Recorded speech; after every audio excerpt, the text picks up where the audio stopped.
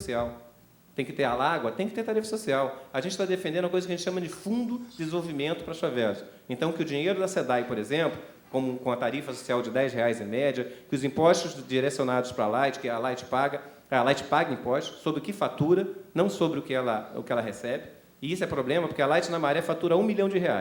Faturando R$ 1 milhão na Maré, ela só recebe 440, mas ela paga impostos sobre R$ 1 milhão. Não estou nem falando do gato. Então, o que a gente está propondo? Que você tenha condições de pegar esse conjunto de recursos e direcionar para um fundo de desenvolvimento da favela. E que você tenha um plano, pelo menos trienal, que você levante um diagnóstico para aproximar o IDH dessas favelas à média da cidade o mais rápido possível. Mas aí você tem que discutir o conceito de soberania e soberania urbana. Só vamos ter uma cidade efetivamente democrática, republicana, fraterna e justo, quando a favela for reconhecida como espaço constituinte da cidade, quando suas práticas culturais forem reconhecidas como práticas efetivas da cidade. Eu já fui em um debate outro dia na Casa França Brasil, que era uma pessoa legal, progressista e tal, mas estava horrorizada com o funk, batendo que o funk não era cultura. Cultura, por exemplo, era maracatu e outras práticas mais antigas. Esse tipo de percepção não nos ajuda a construir uma cidade que seja centrada principalmente no que é fundamental, o encontro das diferenças. O grande barato da cidade, o grande barato da cultura, é a possibilidade de a gente não reconhecê-la como subalterna nem dominante,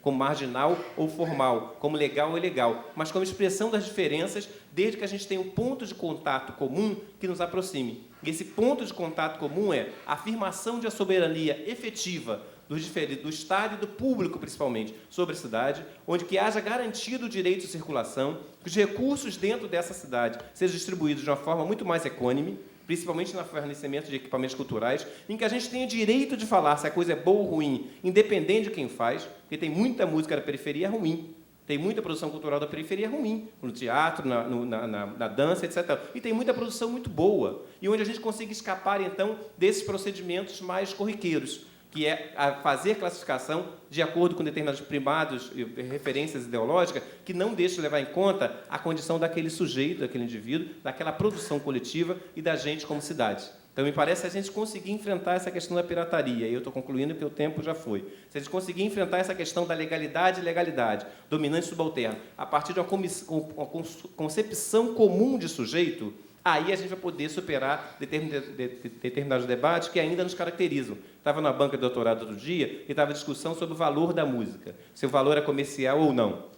Aquela discussão que se o cara vende 100 mil discos, ele é comercial, logo ele deixa de ser autêntico. A discussão fundamental para mim é o grau de capacidade de difusão dessa obra. Seja do Bill, por exemplo, do Afro Reggae, que tem trabalhos maravilhosos. Tem, assim como o Faustini, por exemplo, que é um cara da periferia de Santa Cruz, tem um trabalho maravilhoso, que acabou de criar, por exemplo, a Escola de Teatro de Santa Cruz e a Escola de Cinema de Nova Iguaçu, ou como o trabalho de fotografia do Observatório de Favelas, certamente um dos melhores do país hoje, e que a gente possa fazer isso com o reconhecimento da qualidade, reconhecendo a qualidade, mas que a gente possa, principalmente, nos unificar na concepção de sujeito. Quando a gente se unificar como cidade, seja da área nobre, seja da periferia, seja da favela, do asfalto, na concepção de cidade que a gente quer, de cidadão que a gente pode colocar em questão esse modelo de mercado que está aí, esse modelo de consumidor que está aí, e aí a gente vai poder avaliar o conjunto de obras no campo da comunicação, da cultura, a partir de outra perspectiva. E aí a gente vai estar fazendo outras representações de cidade. E vamos poder deixar de sentir um certo sentimento de culpa pelos fortes sentimentos de desagregação e de segregação ainda existentes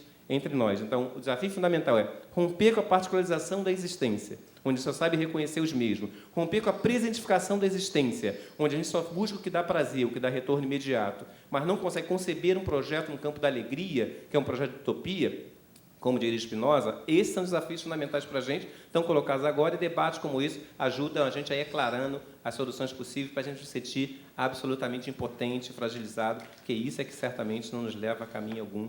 Obrigado.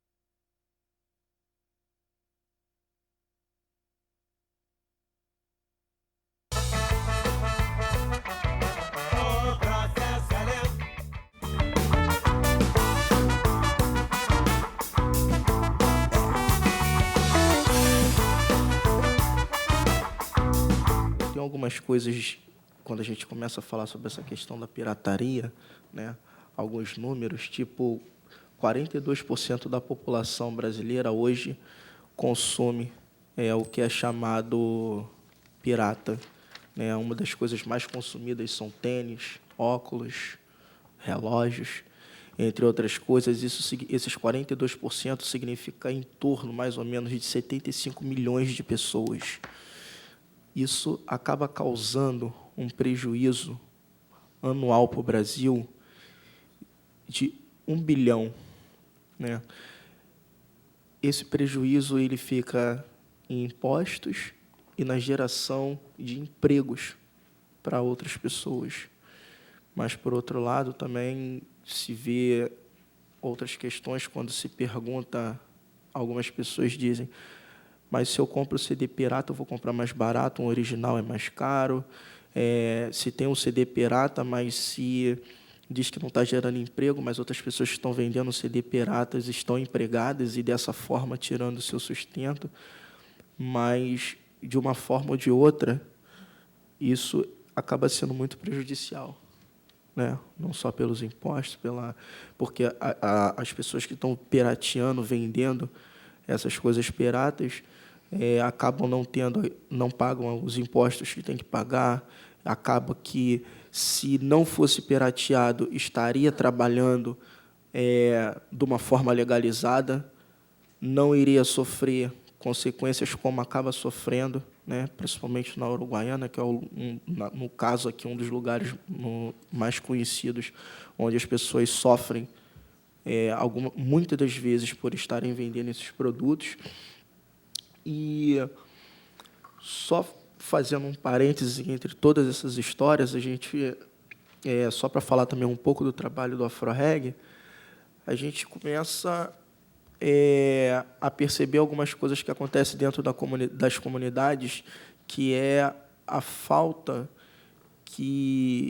do governo, a forma que o governo muitas vezes está presente. O Jailson colocou isso muito bem, que muitas vezes o governo só está presente dentro das comunidades de uma forma muito crupulenta, né? Quando a gente fala muito de uma questão, quando a gente fala de pirataria, quando a gente fala dessas questões do prejuízo que se tem, a gente tem que lembrar que sofremos muito prejuízo, principalmente quem mora dentro de comunidade, com a questão de, por exemplo, o caveirão, da forma que entra dando tiro para tudo quanto é lado, atinge as pessoas, o porquê das pessoas, como o Jailson já bem colocou, por morarem dentro das comunidades, como os chamados, né, favelas, por que todas as pessoas serem conceituadas como traficantes? Se for fazer uma pesquisa, aliás, essa pesquisa já foi feita, e muito mais do que uma pesquisa, você não precisa propriamente fazer uma pesquisa, mas você, sendo nascido e criado dentro de uma comunidade, aqui, para quem foi nascido e criado dentro de uma comunidade, ou para quem conhece alguém que mora dentro de uma comunidade, se você perguntar quantas pessoas que moram naquela favela, na comunidade, quantas pessoas que moram ali e são traficantes dali? De 20 mil pessoas que possa ter dentro da comunidade, nem 1%, não chega nem a 1% o número dessas pessoas que estão envolvidas com o tráfico. Então, por que nomear as pessoas desse jeito? O governo, ele precisa dar saúde, moradia, educação, segurança e saneamento. E nós sabemos que isso não acontece. Mas também não devemos e nem podemos ficar parados esperando que as coisas aconteçam. As ONGs, hoje, cada vez mais crescente, cada vez mais desenvolvendo aquele trabalho que deveria ser o do governo. E muito mais do que isso, o próprio trabalho com a família, muitas ONGs estão assumindo também. Dessa coisa da educação.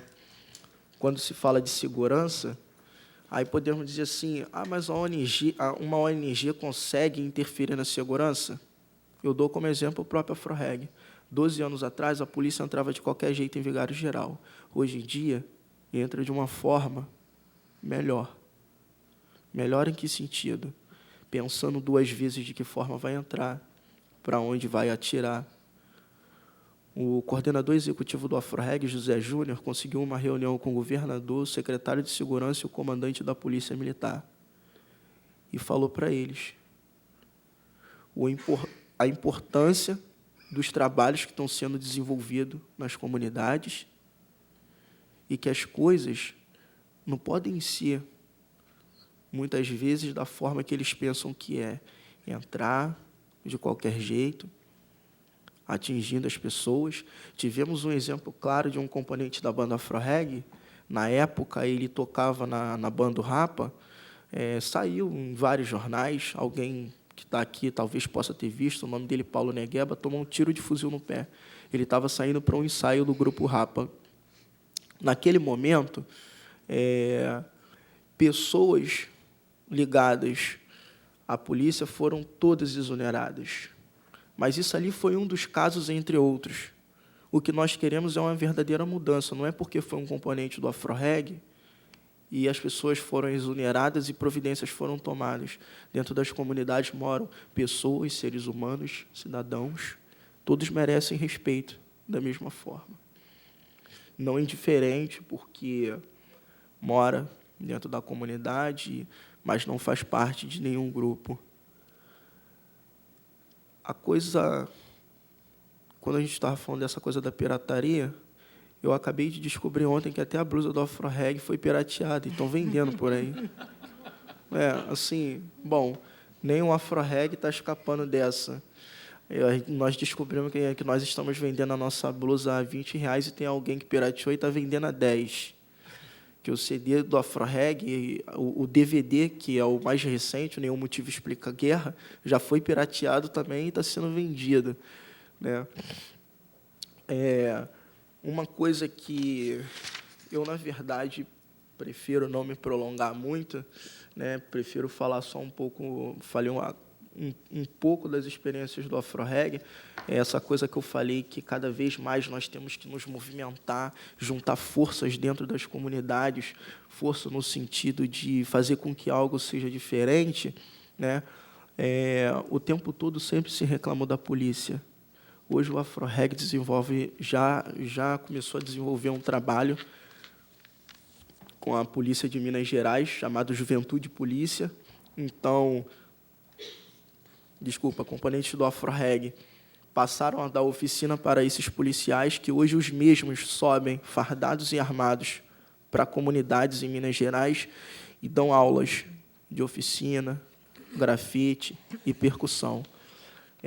Nós estamos começando agora a conversar também e provavelmente vamos começar a fazer o mesmo trabalho com a polícia daqui do Rio de Janeiro. Muitas pessoas já nos disseram que isso até seria impossível, mas nós acreditamos que tudo na vida é possível. Não existe barreiras nem obstáculos que não possam ser ultrapassados. Dentro das comunidades, sempre ficaram, na verdade, da comunidade, né, vamos dizer, favela, foi da onde saiu o samba. Das favelas é da onde saíram e ainda saem grandes nomes, jogadores de futebol, grandes cantores, grandes compositores. Não podia ser diferente e nem pode ser diferente.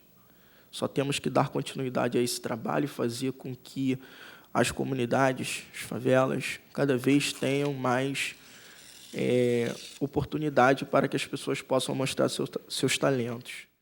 Esse som é sobre a ciência da persistência versus a preguiça e a descrença. Paciência é a sapiência do espírito. Viver no presente é a base, a chave para seguir bem na viagem. Evita desgaste desnecessário durante o seu itinerário no planeta. Esse som é sobre o processo.